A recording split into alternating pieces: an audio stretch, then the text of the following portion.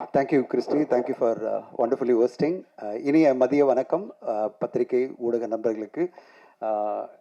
2K love story லாஸ்ட்டாக நம்ம வந்து ட்ரெய்லர் லான்ச் பண்ணியிருந்தோம். இன்றைக்கி ஆடியோ லான்ச், அது பிறகு படம் ரிலீஸ் உங்கள் முன்னாடி வந்துடும். எனக்கு ரொம்ப சந்தோஷமாக இருக்குது. இந்த பரபரப்பு எப்படி இருக்குன்னா, எல்லாரும் சொன்னாங்கல்ல 6 மாதத்துக்குள்ளே இந்த படத்தை வந்து இவான் சார் சொன்னார் 6 மாதத்துக்குள்ளே சுசி சார் கொண்டு வந்துட்டாருன்னு. சார் இன்றைக்கி ஆடியோவில் இந்த ஃபங்க்ஷன் அப்போது 1:30 மணிக்கு ஆரம்பிக்கிறோம் சார் அப்படின்னு என்கிட்ட சொன்னார். நான் வந்து இந்த ஈவெண்ட் டீமுக்கெல்லாம் சொல்லி எங்கள் டீம்கிட்ட சொன்னேன், கரெக்டாக 1:30 மணிக்கு ஸ்டேஜ் இதெல்லாம் ரெடியாக இருக்கணும்னா 12:45 கால் பண்ணுறாரு. சார் 1 மணிக்கெல்லாம் ரெடி பண்ணுங்க அப்படின்றாரு. நான் வந்து என்னடா இது, எங்கே ரெடி பண்ணுறது, அங்கங்கே கால் பண்ணிவிட்டு சீக்கிரம் எடுத்துகிட்டு வாங்க, அது ரிலீஸ் பாக்ஸை கொண்டு வாங்க, இங்கே போடியம் பேனரை கொண்டு வாங்க அப்படின்னு எல்லாரையும் பதட்டமாக சொல்கிறேன். ஏன்னா ஓடி வந்துட்டாங்க எல்லாரும்னு. கரெக்டாக 1:15 ஆரம்பிங்க அப்படின்னாரு.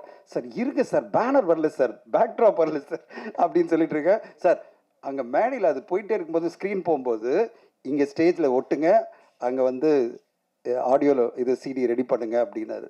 இதுதான் சுசி சார்னுடைய பேரலல் ஒர்க்கிங். அதாவது இன்றைக்கி ஒரு சினிமா எடுக்கிறத ஒரு ராக்கெட் சென்ஸாக எடுத்துக்கிட்டு 3 வருஷம் 4 வருஷம் இழுத்தடிச்சு ப்ரொடியூசர்ஸை ரொம்ப கஷ்டப்படுத்தி பட்ஜெட்டை கூட்டிட்டு கடைசியில் படமாக வரும்போது பல பேர் கமெண்ட் பண்ணுற மாதிரிலாம் இல்லாமல் ஒரு குறுகிய காலத்துக்குள்ளே அவர் என்ன கதை எடுக்கணும்னு நினச்சாரோ அதை அழகாக குவாலிட்டியாக எடுத்து பேரலாக பல விஷயங்கள் பண்ணி, விக்னேஷ் இந்நேரம் தெரிஞ்சுட்டு இருப்பீங்க போஸ்ட் ப்ரொடக்ஷன் எப்படி நடக்குதுன்னு. உங்களுக்கு ஆண்டனி பாக்யராஜ் சொன்ன மாதிரி எப்படியெல்லாம் போஸ்ட் ப்ரொடக்ஷன் நடக்கும்னு, எப்படி நடக்கும்னு சொல்லிடுற. சில இயக்குநர்கள் என்ன பண்ணுவாங்க, போஸ்ட் ப்ரொடக்ஷன் ஒன்றா பண்ணுவாங்க. ஒன்று ஃபஸ்ட்டு எடிட் பண்ணுவாங்க, ஃபுல்லாக எடிட் பண்ண பிறகு தான் உட்காந்துக்கிட்டு அதில் என்னென்ன அடுத்த கட்டம் அப்படின்வாங்க, டப்பிங்னுவாங்க. சார் வந்து அங்கே எடிட் போயிட்டே இருக்கும், ஒரு ரீல் டப் போயிட்டே இருக்கும், ஒரு ரீலில் வந்து டிஐ கொடுத்துட்டு ஒரு ரீலில் பேக்ரவுண்ட் மியூசிக் கொடுத்துட்டு படத்தை வந்து ஒரே மாதத்தில் கூட கொண்டு வர முடியும். ஏன்னா அகத்தியன் சார் என்கிட்ட ஒரு தடவை சொன்னார், அவருடைய படம் எல்லோராலும் பாராட்டப்பட்ட கோகுலத்தில் சீதை படம் வந்து ஷூட்டிங் ஆரம்பித்த 72வது நாள் ரிலீஸ் பண்ணேன் அப்படின்னாரு. எல்லாமே பாசிபிள். 72வது நாள் திரையரங்கில் படம் வந்ததா. ஸோ சுசி சார் அந்த மாதிரி பண்ண முடியும். அவருக்கு தேவை வந்து ஒரு ஸ்ட்ராங்கான ப்ரொடியூசர், கம்ப்ளீட் டீம் வந்து 72 நாளில் 65 நாளில் படத்தை கொண்டு வந்து ரிலீஸே பண்ணிவிடுவார். அந்தளவு பிரமாதமாக இந்த படத்துக்கான ஒரு டெடிக்கேட்டடான உழைப்பு. அந்த பரபரப்பு இருக்குல்ல, அதை பார்த்து நானே அப்படியே பயந்துட்டு, ஐயா அப்பா இவ்வளோ பரபரப்பு நம்மளால் மேனேஜ் பண்ண முடியுமா தெரியல அப்படின்னு. ஆனால் இந்த ப்ரொமோஷன்ஸில் 2 நாளாக வந்து அவர் எல்லா இன்டர்வியூலும் உட்காந்து படத்தை பற்றி பேசி அதுக்கான படத்துக்கு என்னென்ன சப்போர்ட் பண்ணமோ, எவ்வளோ பெரிய பெரிய ஹிட் படம்லாம் கொடுத்துருக்காரு, பெரிய நடிகர்களுக்கெல்லாம் படம் பண்ணியிருக்காரு. ஆனால் ஒரு புதுமுகங்களை வச்சு அந்த படத்துக்கு இவ்வளோ டெடிக்கேட்டடாக உட்காந்து ப்ரொமோட் பண்ணிட்டு இருக்காரு. 2 நாளாக எல்லா இன்டர்வியூவும் கொடுத்துட்டு, அதை விட முக்கியமாக நெக்ஸ்ட் 3 டேஸ் வந்து காலேஜ் ஈவெண்ட்ஸ் எல்லாம் பிளான் பண்ணிட்டார். எனக்கு கால் வந்துட்டே இருக்கும், வாய்ஸ் மெசேஜ் வந்துட்டே இருக்கும், சார் அந்த காலேஜ் ஈவெண்ட் பண்ணுறேன், அந்த காலேஜ் இது பண்ணுறோம், நீங்கள் இதை ரெடி பண்ணுங்கள், அதை ரெடி பண்ணுங்கள், எனக்கு இது பண்ணி கொடுங்க, அது பண்ணி கொடுங்க. நான் ஒன்றுமே சொல்ல மாட்டேன்.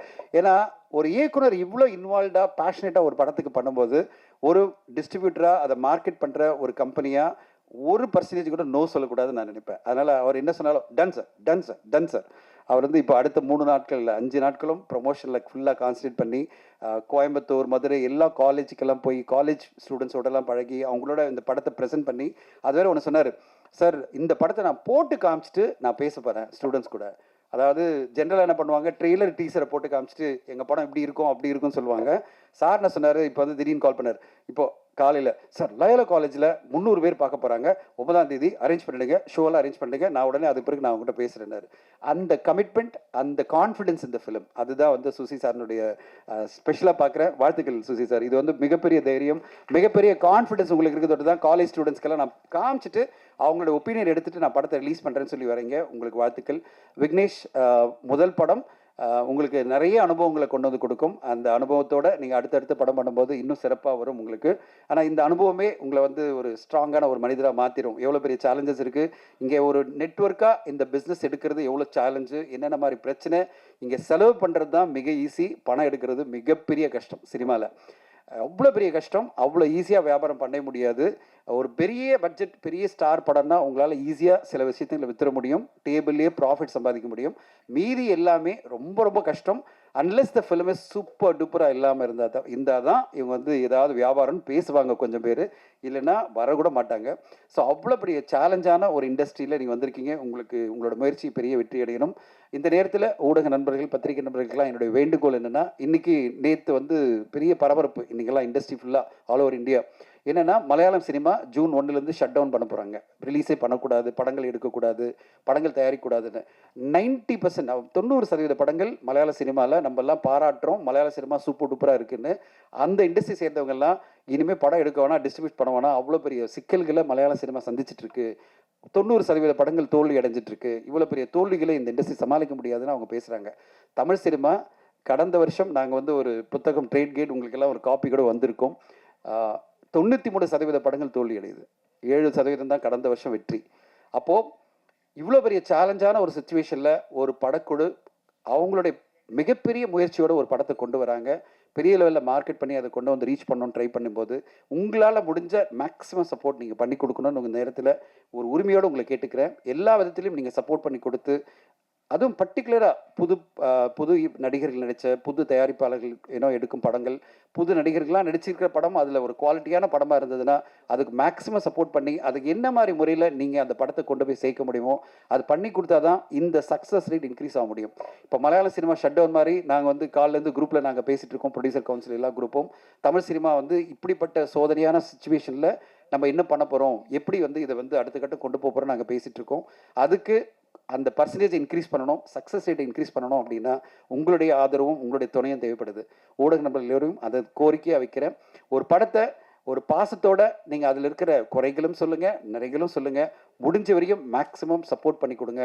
படத்தை அடுத்த கட்டம் கொண்டு போய் மக்கள்கிட்ட சேர்க்கறதுக்கு எல்லா விதத்துலையும் நீங்கள் ஹெல்ப் பண்ணி கொடுங்கன்னு உங்களை கேட்டுக்கிறேன். அந்த உரிமையோட இந்த விழாவுடைய நான் எல்லாரும் இங்கே மேடையில் எல்லாம் உட்காந்துருக்காங்க, இத்தனை பேர் பேச போகிறாங்களான்னு நினைக்காதீங்க, நாங்கள் அதோடு நிறுத்திக்கிறோம். உங்களுக்கு கேள்வி பதில் இருந்தால் நீங்கள் கேள்வி கேட்கலாம்.